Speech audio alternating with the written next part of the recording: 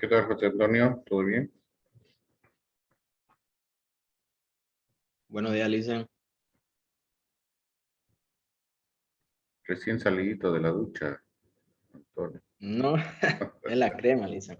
Ah, Es la la crema brillosa, le digo. ¿gel o qué crema usas?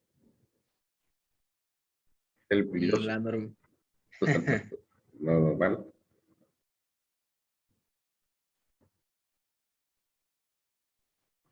Muy bien. Mientras se conectan, como siempre, noticias del mundo, porque tenemos que estar actualizados en todas las noticias. Hay un sinfín de noticias, buenas, malas, pero tenemos que irnos empapando nosotros en lo que respecta al comercio internacional. Obviamente el comercio exterior, exportaciones y importaciones nos interesan porque si vamos a importar de algún país, tenemos que ver cómo está la situación, ¿verdad?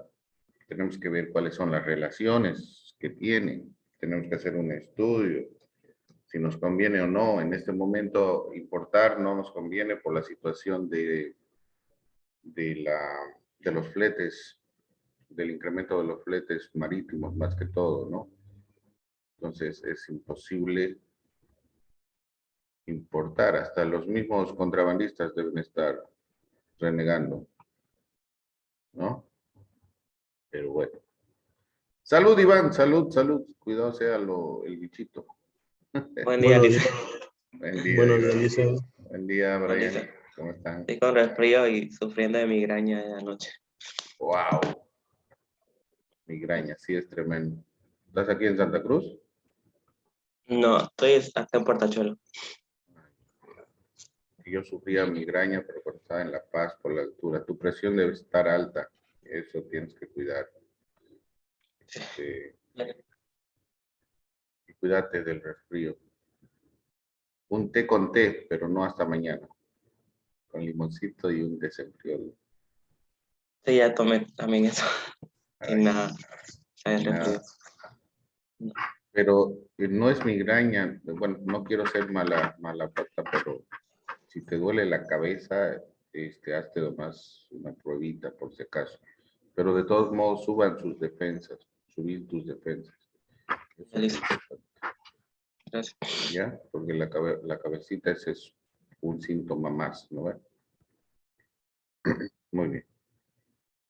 Bien, vamos viendo el videito, como les decía, es importante que nos actualicemos tanto en noticias internacionales como nacionales. Obviamente, si hablamos de exportación e importación, tenemos que ver el contexto internacional de qué vamos a importar o dónde vamos a exportar, ¿no? Si no conocemos cómo está la situación, la realidad en los países más grandes del mundo, como China, Estados Unidos, y donde querramos importar en Latinoamérica, es difícil, ¿no?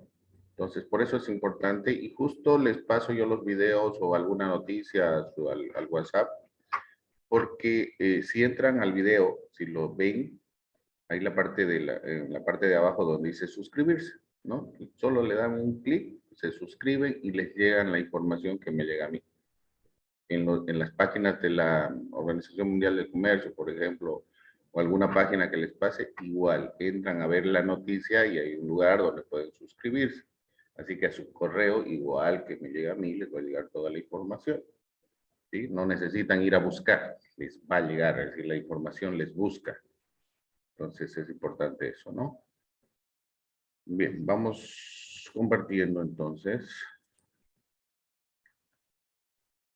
Hace rato se me fue la luz, así que ojalá no salte otra vez mi térmico. Por si acaso vamos a ver lo de Estados Unidos, obviamente, y Europa, y el detalle que las últimas noticias, lo que está saliendo, ¿no? La unión que está teniendo tanto económica, política y armamentista Rusia y China, ¿no? Es importante eso porque por ahí llegamos a la tercera guerra mundial que nadie quisiera.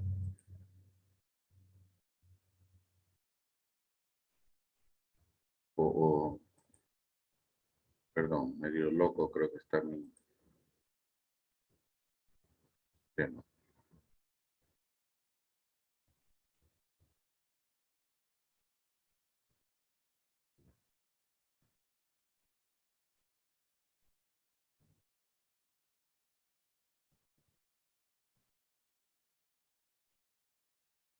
Ahora sí, ¿no? Ahora sí lo ven.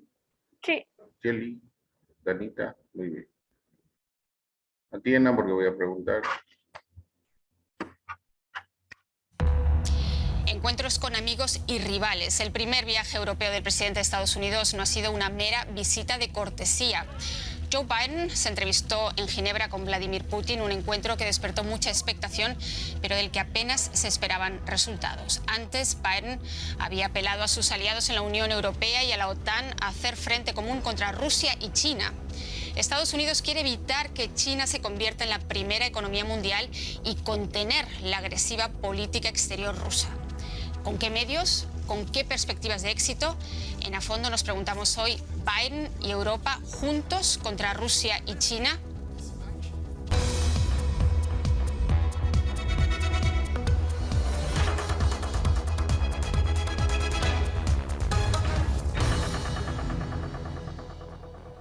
¿Qué está pasando en el tablero internacional? ¿Qué hay detrás del primer cara a cara entre Putin y Biden?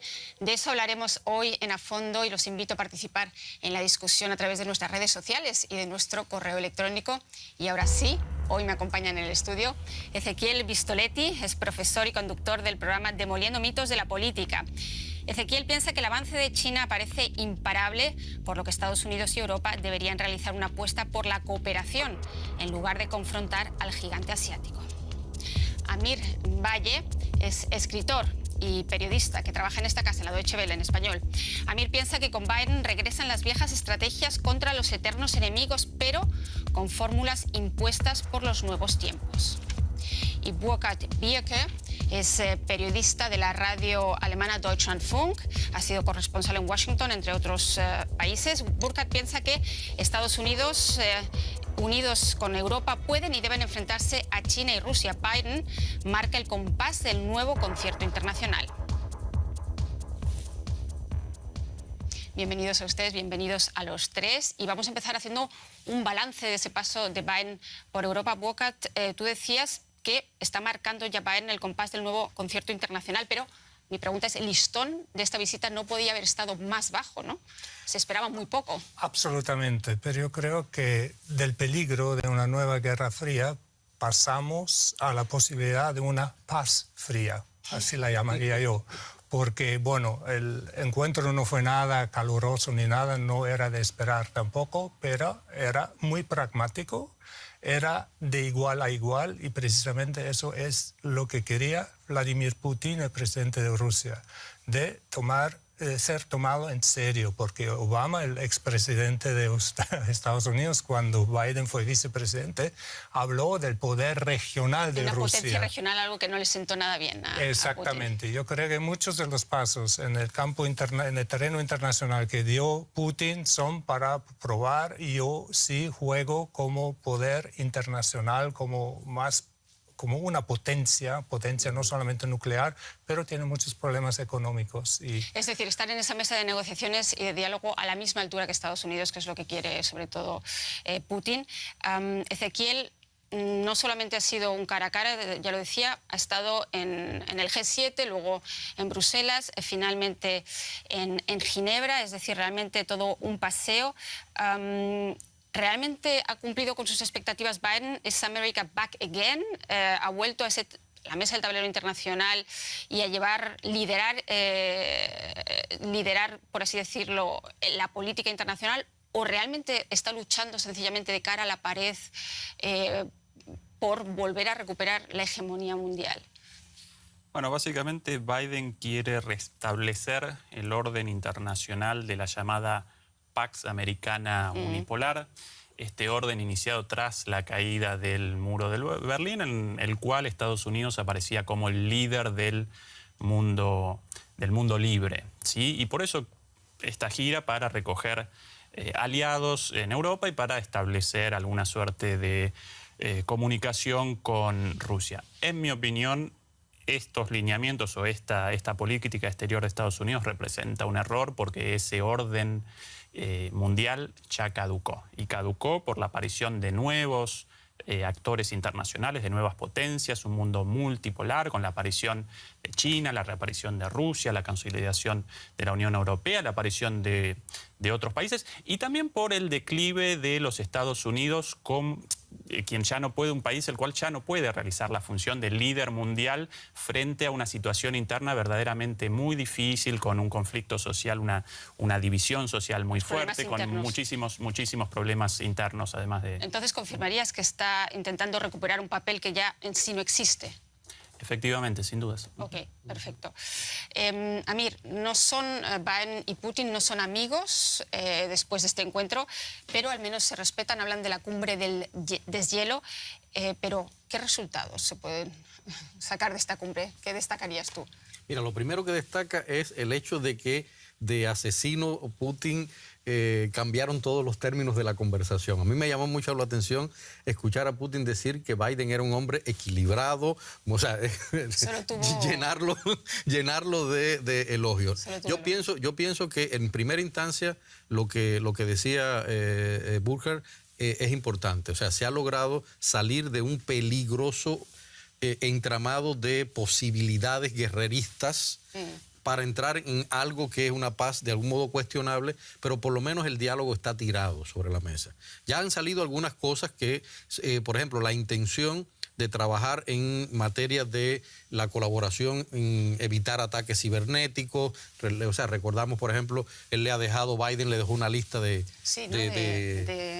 a decir, de empresas y de industrias y de puntos que no deben ser víctimas de ese ciberataque. Esa es una cosa.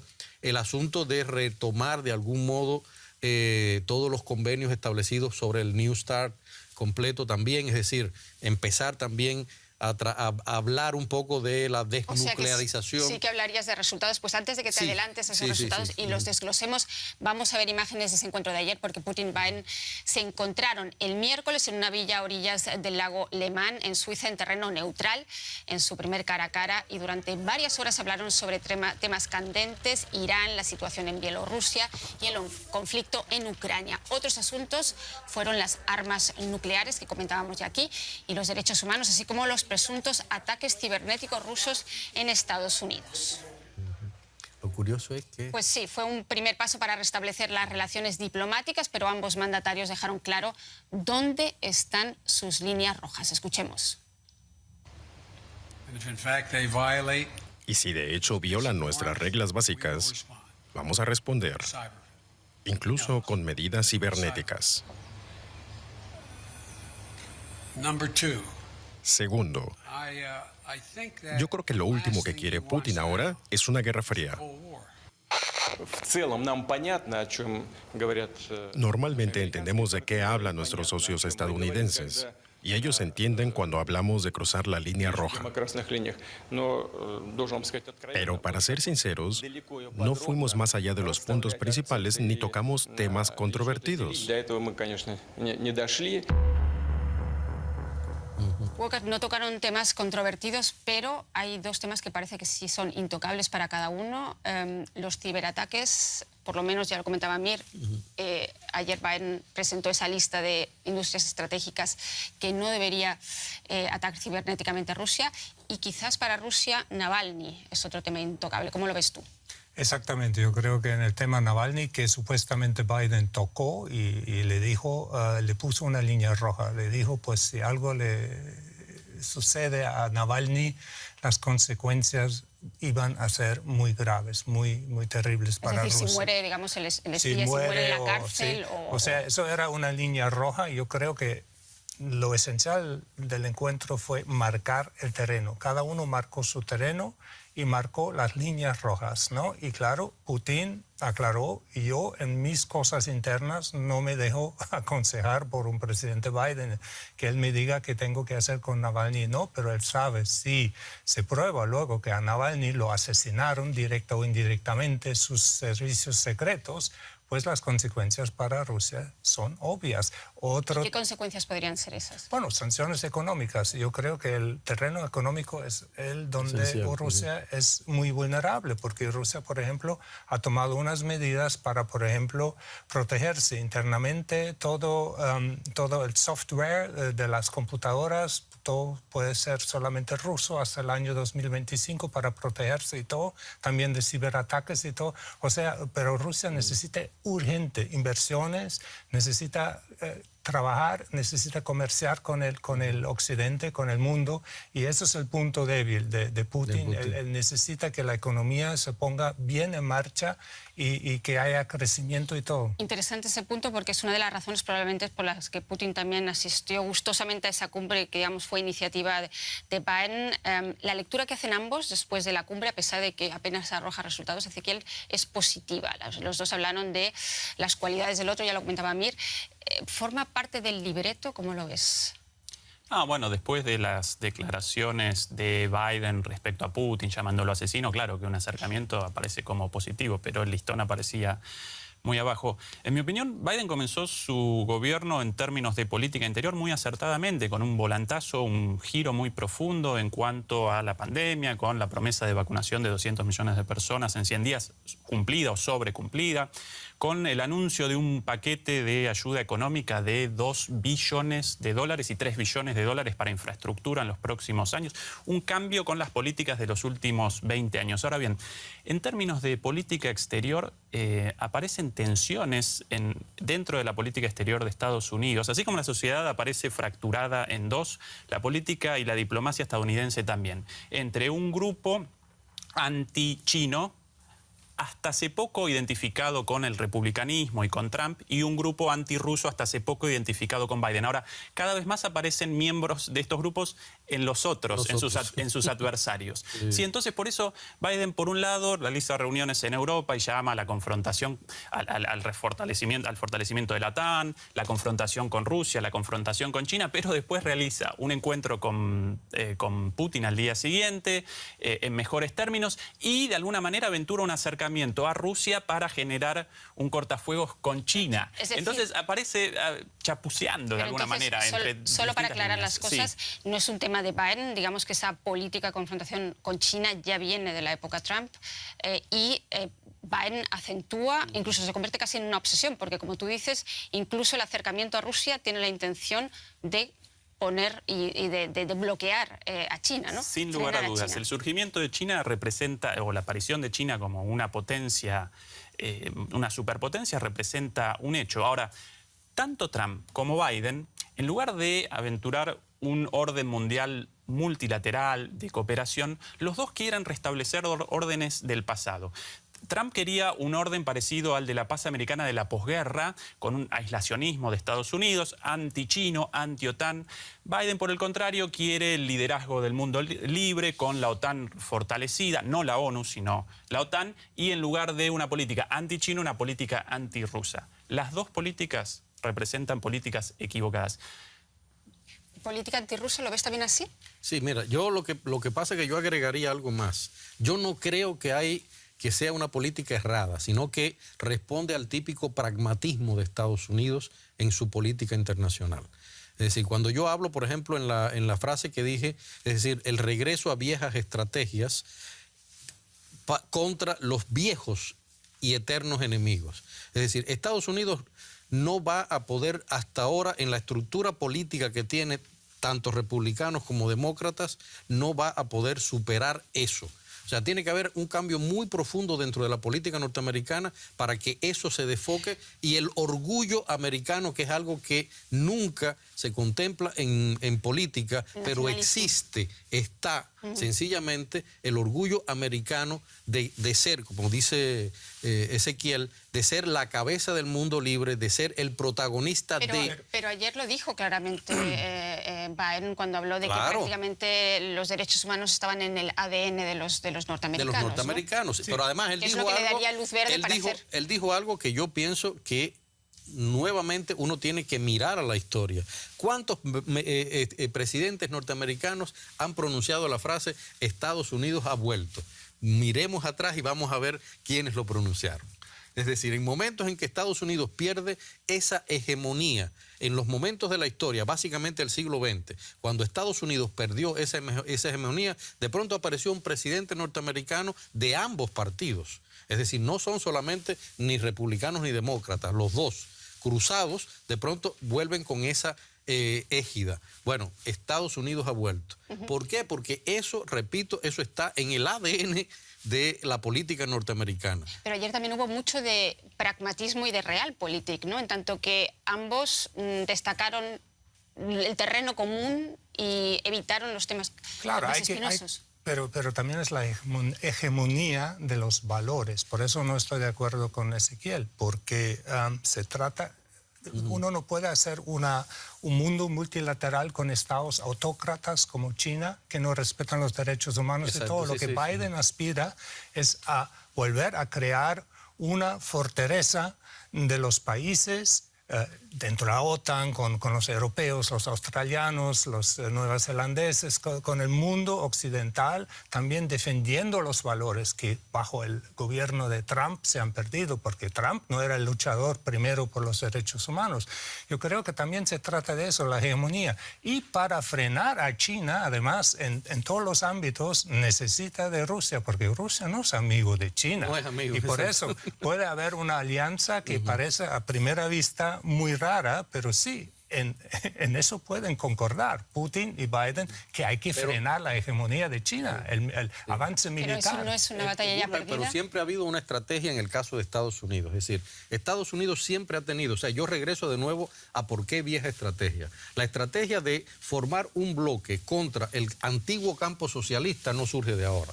Estamos hablando antes de la Guerra Fría. Es decir, la estrategia de un bloque X, en este caso ahora es la Unión Europea y la OTAN, contra el mundo árabe opositor a Israel, o contra el mundo iraní, o contra Irán. Es decir, todos los posicionamientos de Estados Unidos siempre han ido por la idea de hay que trabajar en bloque, pero yo voy a ser el protagonista, voy a tratar de ser el que lleva digamos, la antorcha, y voy a crear un grupo para contrarrestar esto. Eso es una vieja estrategia. Pero es una vieja estrategia que no estaba surtiendo efecto. Vamos a ver de dónde viene todo esto, porque se puede hablar de distensión retórica, que no es poco, porque cuando decimos que las expectativas eran bajas es porque las relaciones tocaron fondo durante los últimos años con Donald Trump y en los últimos meses también con Joe Biden. Los analistas hablan del peor momento desde la Guerra Fría. Veamos algunos ejemplos de los últimos años. ¿Usted conoce a Vladimir Putin? ¿Piensa que es un asesino? Sí, lo pienso. Nuestras relaciones bilaterales se han deteriorado hasta su punto más bajo de los últimos años. El enfrentamiento retórico se agudiza de cara a la cumbre en Ginebra. Pero el Kremlin ya había pasado antes a los hechos al incluir a Estados Unidos y a la Unión Europea en su lista de países hostiles. Además, Rusia abandonó el Tratado de Cielos Abiertos por el que ambas potencias se permitían vigilar mutuamente sus espacios aéreos.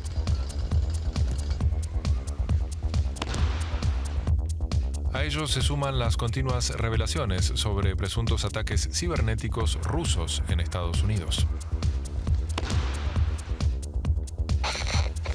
Por su parte, Estados Unidos aprobó sin demora una ayuda militar de $150 millones a Ucrania. ¿Encontrarán, pese a todo, Putin y Biden una base común para poder trabajar? Ezequiel, la pregunta te la paso directamente a ti. ¿Han encontrado ese terreno común? Sabemos que no es de un día para otro, pero evidentemente van a un encuentro con determinadas expectativas y a partir de ahí esos grupos de trabajo de los que han hablado, aparte de la vuelta de los embajadores, evidentemente, que no había relaciones diplomáticas, pero han encontrado ese terreno común ahora, por ejemplo, para evitar posibles conflictos o la reducción de arsenal atómico. No olvidemos que ambas potencias tienen el 90% de las armas atómicas del mundo. Sí, las tensiones al menos aparecen de alguna manera limitadas a lo retórico y ni Estados Unidos, ni Rusia, ni China abandonan la posibilidad del diálogo respecto a cuestiones prácticamente de sentido común, como la cuestión climática, como la cuestión armamentística, bueno, como cuestiones relativas al conjunto de la humanidad, obvias, la cuestión de la pandemia también.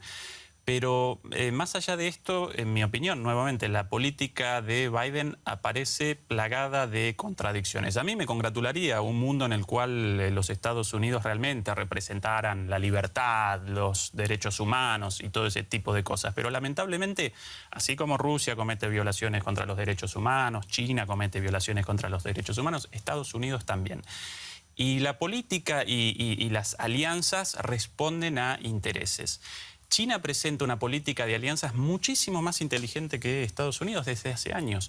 En primer lugar, aparece como el principal socio comercial de la gran mayoría de países del mundo, incluidos los Estados Unidos, pero también América Latina, muchos países europeos, Japón, Australia, muchos otros países.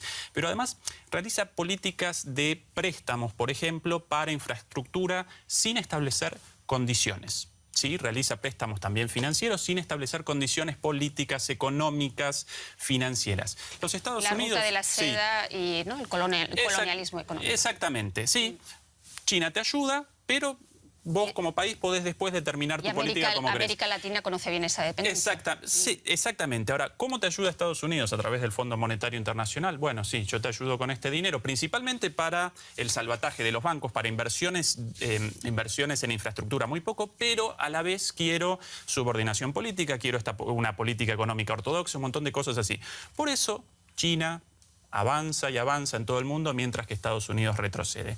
La política de Estados Unidos, aún considerando los intereses de Estados Unidos, representa una política exterior errónea para sus propios intereses. Ezequiel, pero ¿y tú no consideras, por ejemplo, en ese caso, China está trabajando a largo plazo, esa ha sido su estrategia todo el tiempo? No es que no sea condicionado, porque los países, ahí tenemos el caso de Brasil, económicamente dependiente de China en muchas cosas, hasta el punto de la asfixia económica. Pero no lo hace también Estados Unidos. Yo no rechazo la participación de China, participa activamente, solo que participa distinto. Exactamente, pero te ejemplo con las vacunas. La vacuna, ahora, bueno, en Argentina machacan con esto todo el tiempo. La vacuna de BioNTech la llaman acá, ya la llaman Pfizer en realidad de ambas, ¿no?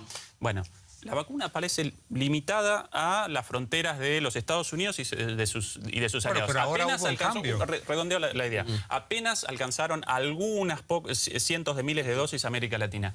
¿Con qué vacunas realizaron la vacunación Argentina, Chile, Brasil, México? ¿Con vacunas chinas? Y rusas. En el caso de Argentina, rusas también, principalmente chinas. Esa es la inteligencia estratégica de China. Así te ayuda China. Claro que quiere algo a cambio. Exactamente. Y claro que comete violaciones a los derechos humanos. Eso parece fuera de discusión. Volvemos entonces, evidentemente, al tema que nos ocupa, que son precisamente esas relaciones estratégicas, ¿no? Y las esferas de influencia que Biden está intentando o bien recuperar, como tú decías, las viejas esferas de influencia o, y ahí viene mi pregunta, Biden ha viajado a Europa en calidad de representante de Estados Unidos o en calidad de representante de Occidente. Es decir, ¿puede contar ahora realmente con el apoyo de... ¿Ha estado respaldado por la OTAN y por el resto de los países occidentales?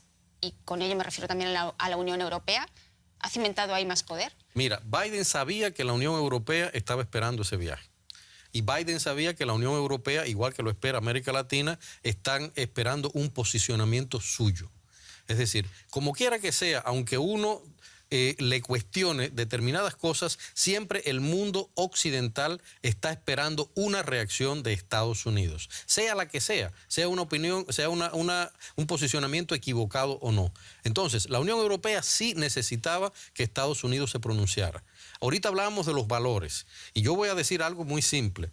Hay que recordar, Trump cometió muchísimos errores que muchos partes, pero hay una enorme parte de la población de Estados Unidos a la que él representaba, que representaba un grupo de valores también.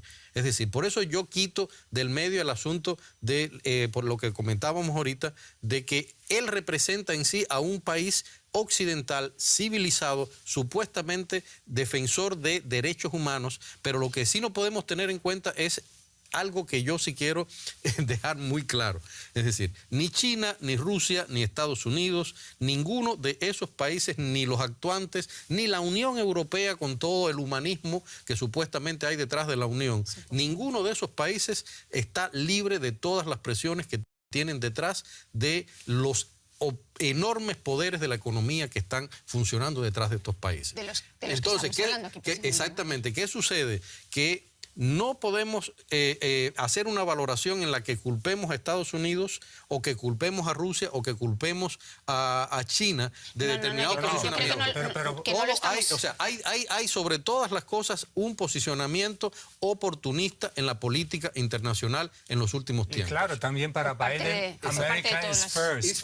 Exactamente, ahí está. Pero él está dispuesto a mediar, a hacer concesiones, como por ejemplo a Alemania con el Nord Stream, o sea, el gasoducto con Rusia y todo, que nos deja construirlo, terminarlo, que estaba y que no va a haber sanciones para las empresas que participan, por ejemplo. Pero Biden también reiteró que la OTAN no es obsoleta para él, como era para Trump.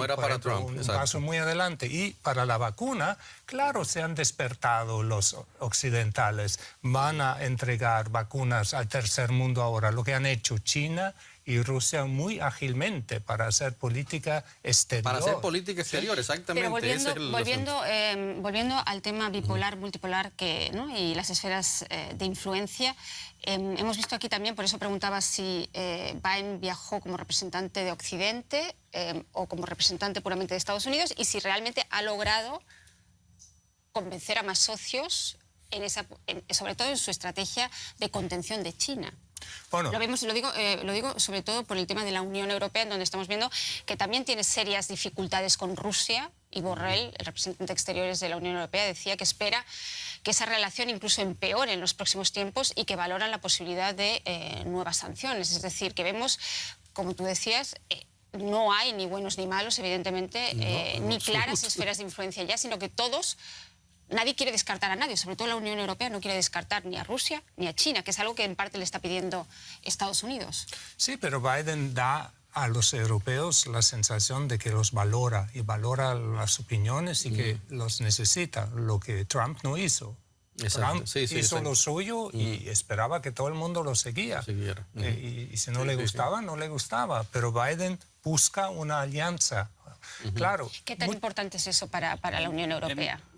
En mi opinión, la Unión Europea podría protagonizar un rol verdaderamente central en el surgimiento, en la consolidación de un mundo multipolar con Estados Unidos, con Rusia, con China, con la Unión Europea, con India, con Brasil, con Sudáfrica. Lamentablemente, hasta acá carece de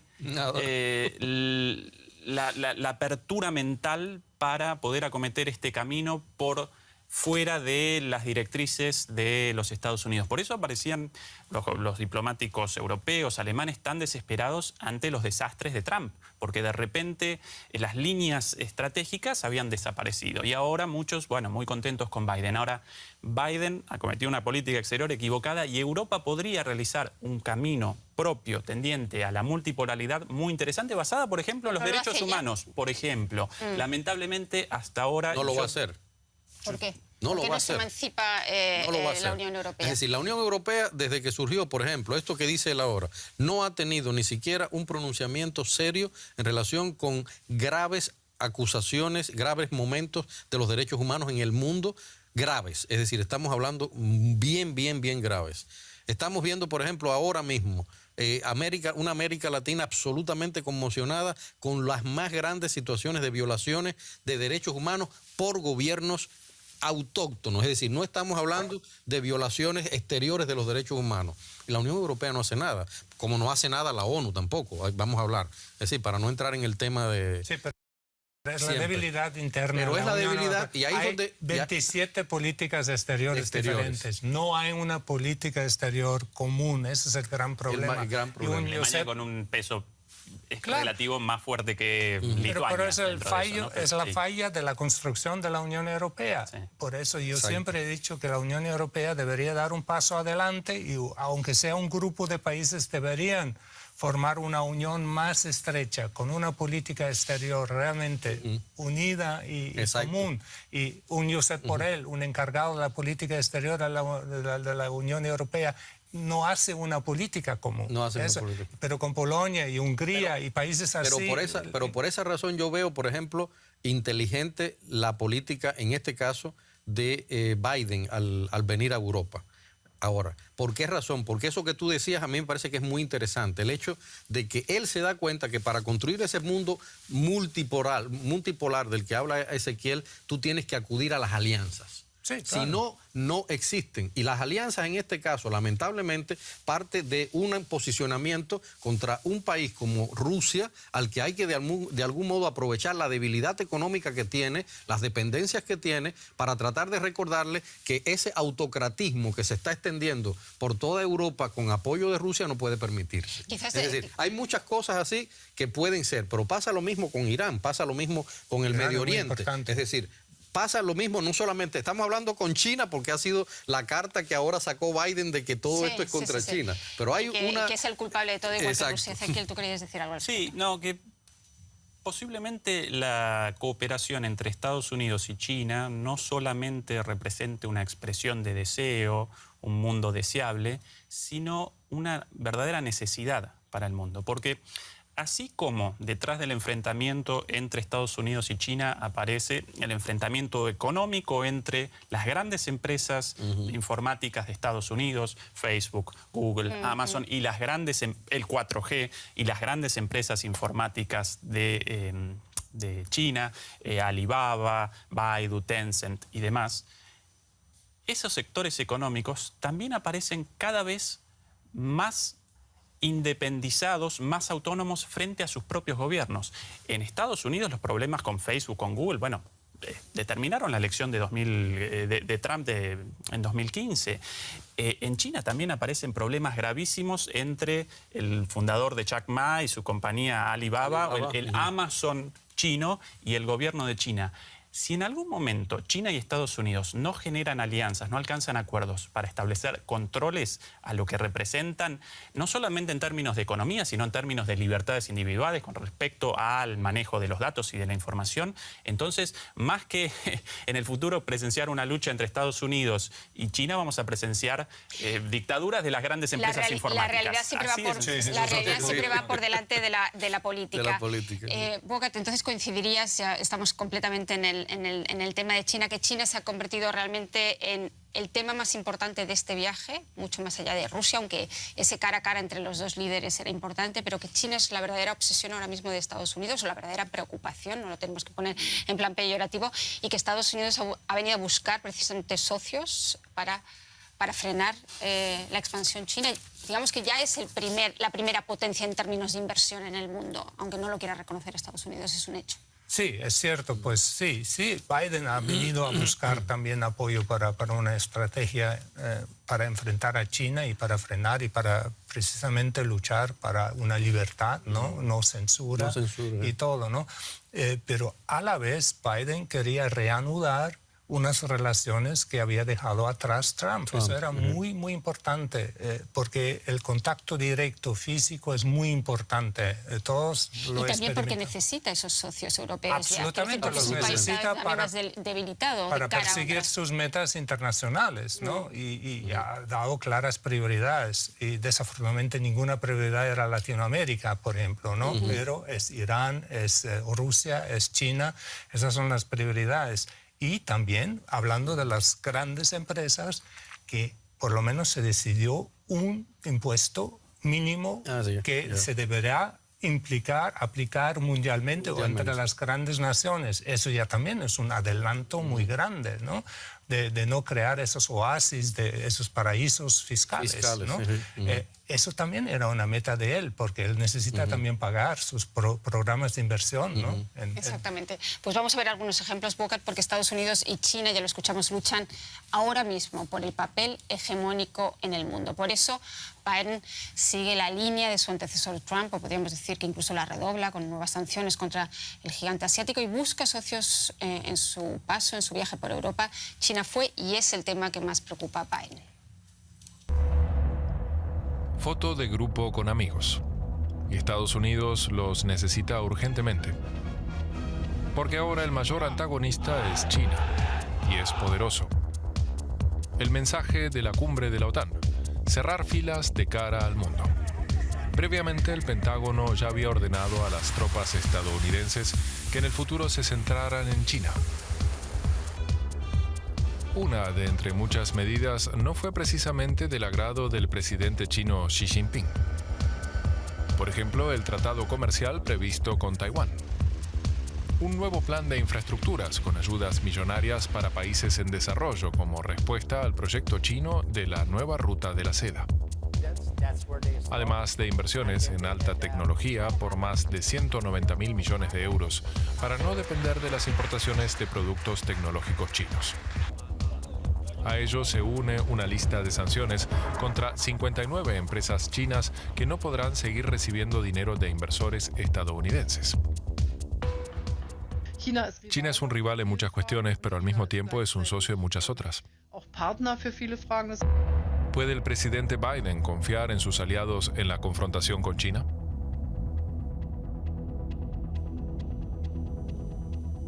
Bueno, esa es la pregunta que venimos haciendo durante todo el programa. Y hay un tema que no hemos tocado, Amir, que es el tema de la OTAN y de del encuentro que también han tenido nuevamente presencial los líderes de la OTAN aquí en Inglaterra. Mi pregunta es, China se está armando también a marchas forzadas, es una de las cosas que preocupan también a Estados Unidos. ¿Qué puede hacer la OTAN? Dado el caso de una confrontación militar en el Pacífico, ¿puede realmente apoyar a Estados Unidos o realmente el Pacífico está fuera de sus... Lo digo dentro de la nueva estrategia de la OTAN que han acordado también ahora aquí en el encuentro? Mira, la OTAN siempre va a ser, digamos, el brazo armado de Estados Unidos. Ese ha sido el lema, el eslogan que siempre ha tenido Estados Unidos con relación a la OTAN. Hay que recordar algo que en este entorno uno a veces no tiene en cuenta. Ni Rusia ni Estados Unidos forman parte de un acuerdo que salió de Naciones Unidas en la cual se limita justamente la proliferación de armas nucleares, etcétera, etcétera. Ni Rusia ni Estados Unidos son parte de firmantes de ese tratado.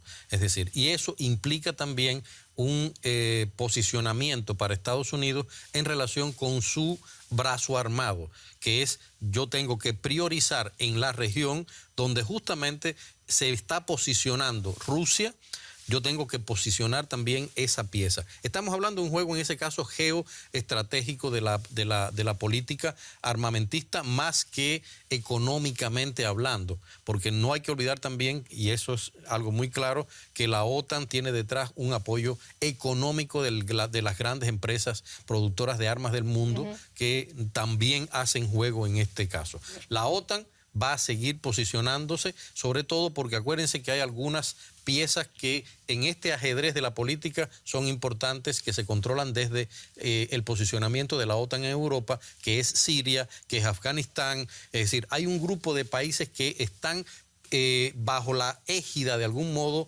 de las fuerzas de la OTAN y es importante para Estados Unidos ese posicionamiento, ¿no? El presupuesto militar de China año a año va ascendiendo. Cierto, pero solamente para recordar el contexto, el presupuesto militar de Estados Unidos asciende a 750.000 millones de dólares anuales.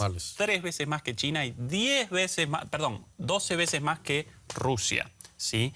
Estados Unidos además reactivó el Comando Indo-Pacífico, ¿sí? En cooperación con algunos países del sudeste asiático, en cooperación con Francia y con algunos países de la OTAN por los conflictos en el Mar del Sur de Asia. En el Golfo de México no aparecen barcos chinos o rusos.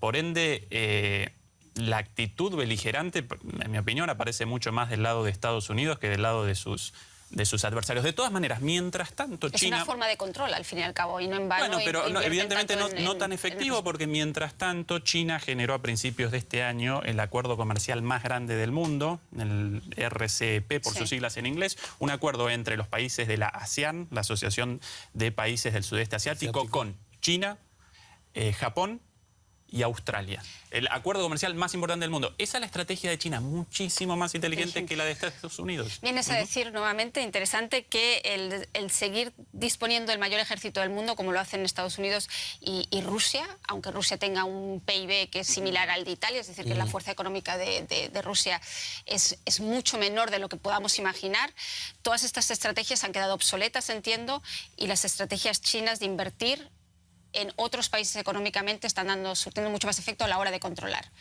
Sí, eso es muy ágil lo que hace China, ¿no? Si tú ves todas las materias primas en Latinoamérica y en África y todo, donde compran, donde invierten, esto es una estrategia muy ágil, y también la nueva carretera, la seda, todo eso, camino a la seda, todo eso es súper inteligente. Pero quería volver a tu pregunta inicial que hiciste, Amir, sobre la OTAN.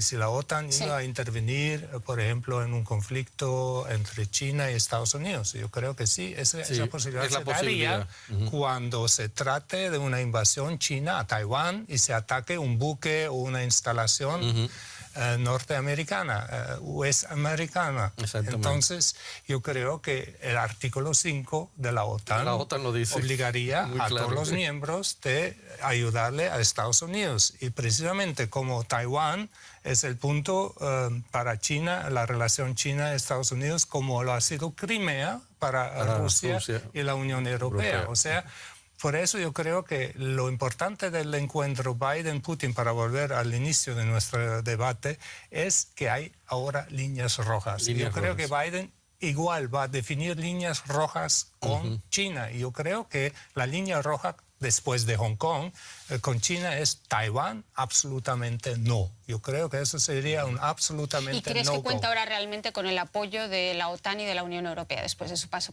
para un escenario como el que estás describiendo? No estuve en las conversaciones. Hay que esperar un poco para saber. Pero yo creo que esa es una pregunta en este momento hipotética, pero yo la quería plantear porque sería el caso del artículo 5 de una intervención, ¿no? Pero yo creo que sí, esos escenarios se consideran en encuentros internos y se consideran estrategias, como se consideran estrategias contra el terrorismo, la cibercriminalidad, contra todo eso, que son los grandes problemas. Una última pregunta, entonces, Boca, tú ya la has contestado. ¿Con qué os quedáis del paso de Biden por Europa? Tú hablabas de las líneas rojas, que las ha marcado claramente. ¿Con qué os quedáis, Amir? Yo pienso que retomo lo que dijo Burja al principio, es decir, una paz marcada en determinadas zonas para que se puedan mover, por suerte, habrá que decirlo, en un nuevo diálogo, impuesto por un nuevo, vamos a decir, reparto de, como decía Ezequiel muy bien dicho, de los actores, los nuevos actores que están en juego ahora en el mundo. Pienso que esa es lo que queda de eso. Pero es un paso que Estados Unidos tenía que dar si quería entonces retomar y regresar al escenario. Ezequiel. No, si bien, otra vez, en mi opinión, la política exterior de Biden equivocada, en un mundo tan caótico, cualquier reunión en la cual ambos líderes de potencias nucleares abandonen la reunión con un compromiso con la paz y colaboraciones en algunos puntos, siempre positivo, ¿no? Positivo. Bueno. La próxima prueba de fuego, desde luego, no tardará en llegar. Aquí estaremos para contárselo. Muchas gracias por estar ahí. Ya saben, participen, denos su opinión en las redes sociales. Muchas gracias a los tres por volver a los estudios de la Deutsche Welle. Y hasta la próxima.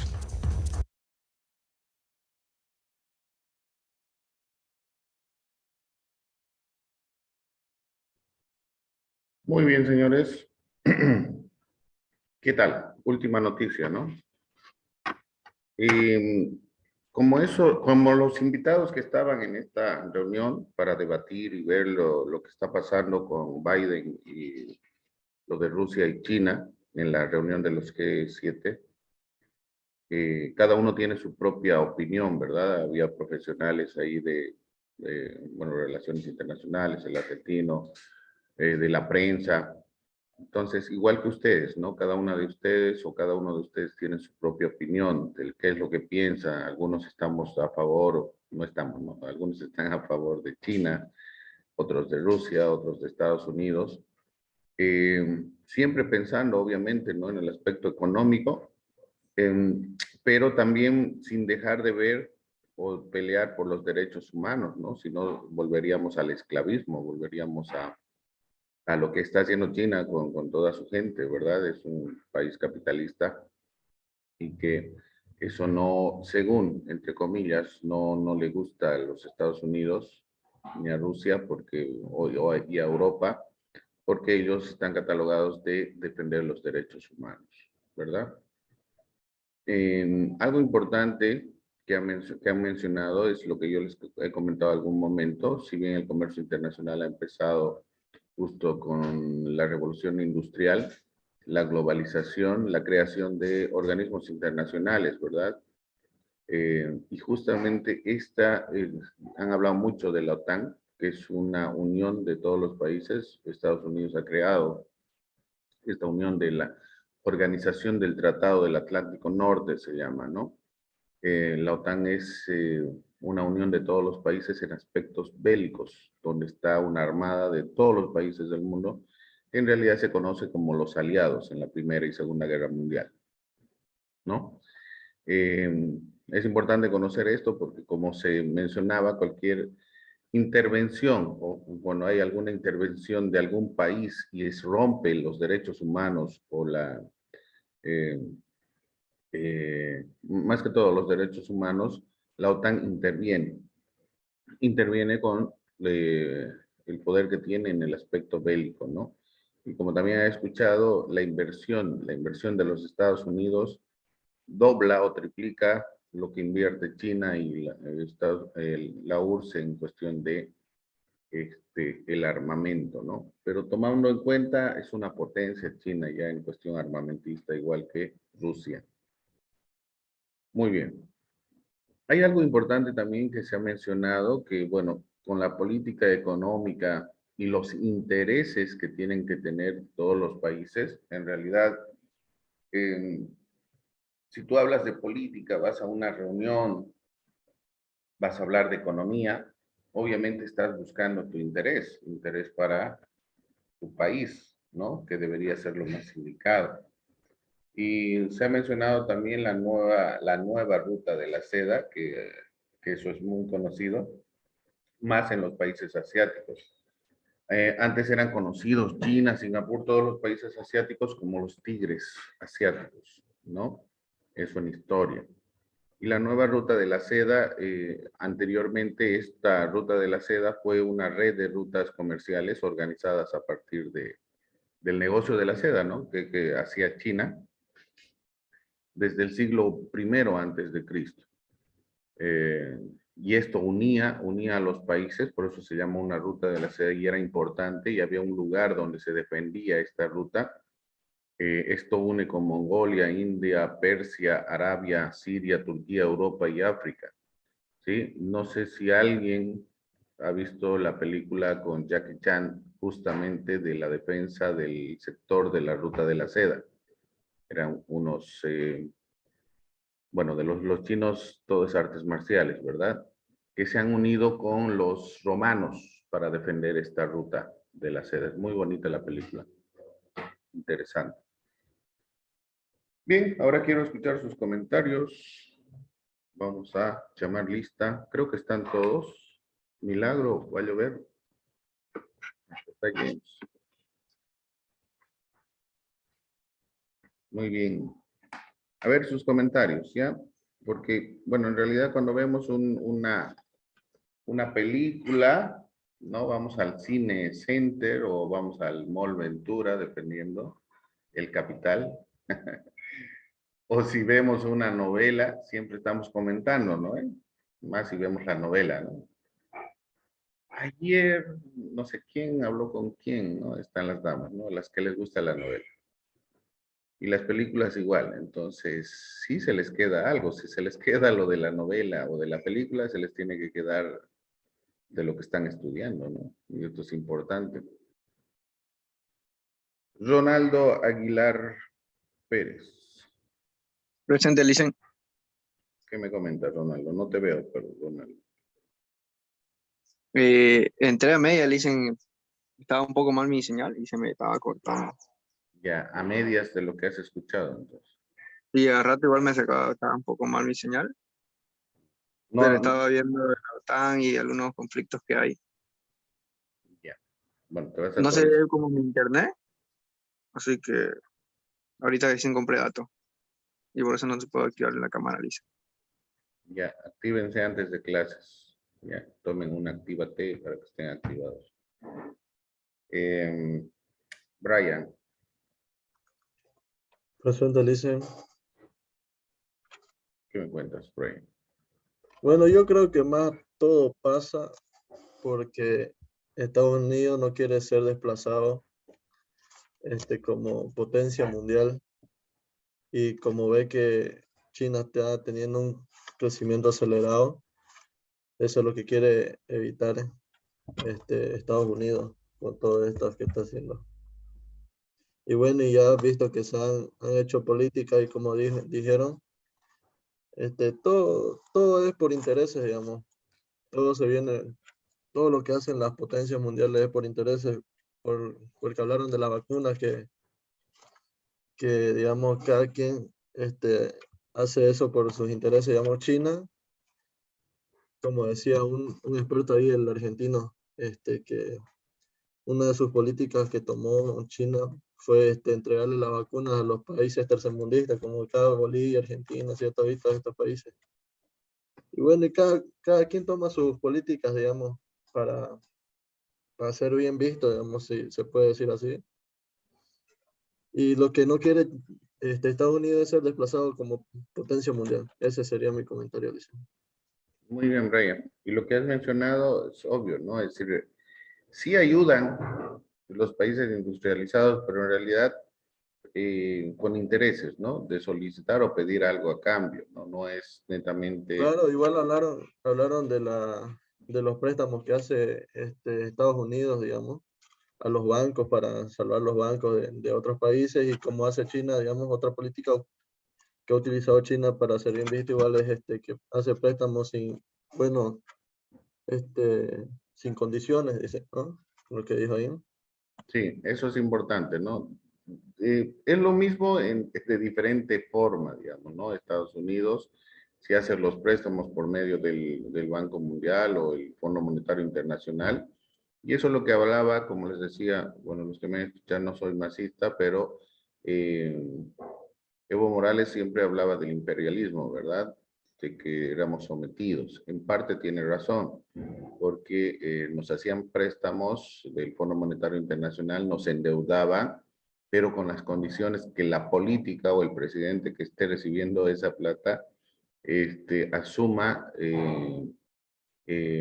¿cómo se llama? Asuma toda la política de Estado, es decir, toda la normativa.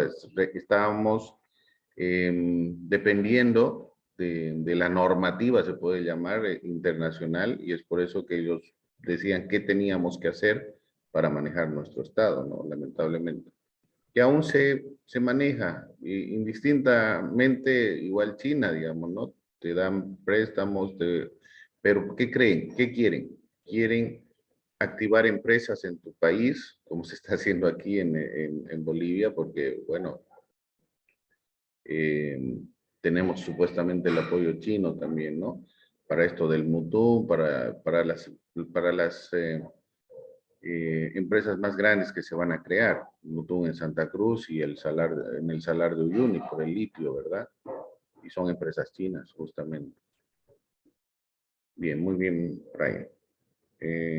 José Arnold. Buenos días, licenciado. En resumen, sería de lo que hablan los presidentes es una disputa entre qué país tiene más poder que otro, ¿no? Ya que sabemos que las potencias son Estados Unidos, Rusia, China, pero en este caso también nos orientaron de qué manera la OTAN participa, ¿no? Cuando hay algún tipo de problema. Más que todo en sí es, como decía el compañero, que es una lucha o disputa de poderes, ya que sabemos muy bien que los países más desarrollados nos ayudan a nosotros como países subdesarrollados, ¿no? Pero no lo hacen de una manera gratuita, que siempre es a cambio de algo. Como por ejemplo, se puede mencionar lo que es el SGP o el SGP Plus, ¿no? Ya que el SGP viene de Estados Unidos, que ayudan a los países subdesarrollados, pero a cambio siempre de algo. Y el SGP Plus, que viene por parte de la Unión Europea. Así es, excelente esa tu aportación, José. En realidad, sí. Todos los sistemas generalizados, SGPs, por si acaso, para los que no conocen, ¿no? Son sistemas generalizados de preferencia. Estos sistemas generalizados de preferencia lo dan los países desarrollados a los países en vías de desarrollo, se podría llamar. Pero en realidad, ¿cuál es su objetivo? De que puedas exportar con beneficios, pero ¿qué exportan los países en vías de desarrollo? Materia prima, ¿sí? ¿Qué es lo que quieren? Llevarse nuestra materia prima. Sí, lamentablemente es así, porque si queremos llevar un producto acabado, con valor agregado, no nos van a permitir, porque allá en su país tienen varias fábricas que hacen eso, ¿no? Uno de los productos, por ejemplo, que hay para adelgazar, ¿no? No quiero hablar mal de ciertas empresas, porque igual hacen su trabajo, pero, por ejemplo, la de Herbalife, digamos, para adelgazar, están hechos esos productos en Estados Unidos, pero con materia prima, ¿de dónde? De Latinoamérica, de Perú, de Bolivia, de Ecuador, donde están los superalimentos, ¿verdad? Pero lamentablemente lo llevan allá y, bueno, le aumentan hasta químicos. No es tan natural el Herbalife o esos productos. Y lo que hacen los americanos, y eso no les quepa la mayor duda, es que hacen que se siga consumiendo, te vuelven adictivo a sus productos, ¿no? Es como la Coca-Cola, ¿sí? Es adictiva la Coca-Cola. No es porque tenga coca, sino porque, bueno, desde la misma propaganda y marketing que hacen, ¿no? Que seas feliz con una Coca-Cola, entonces eso llama, ¿no? Y la verdad es eso, ¿no? Pero ustedes ya como profesionales tienen que ir analizando y obviamente nosotros tenemos que remar más para que nuestros productos, nuestras mercancías salgan con valor agregado si alguna vez exportamos, porque somos netamente importadores, ¿no? Y ahorita estamos dentro de la OTAN también y hemos participado de la Primera Guerra Mundial y la Segunda Guerra Mundial, pero no hemos participado con gente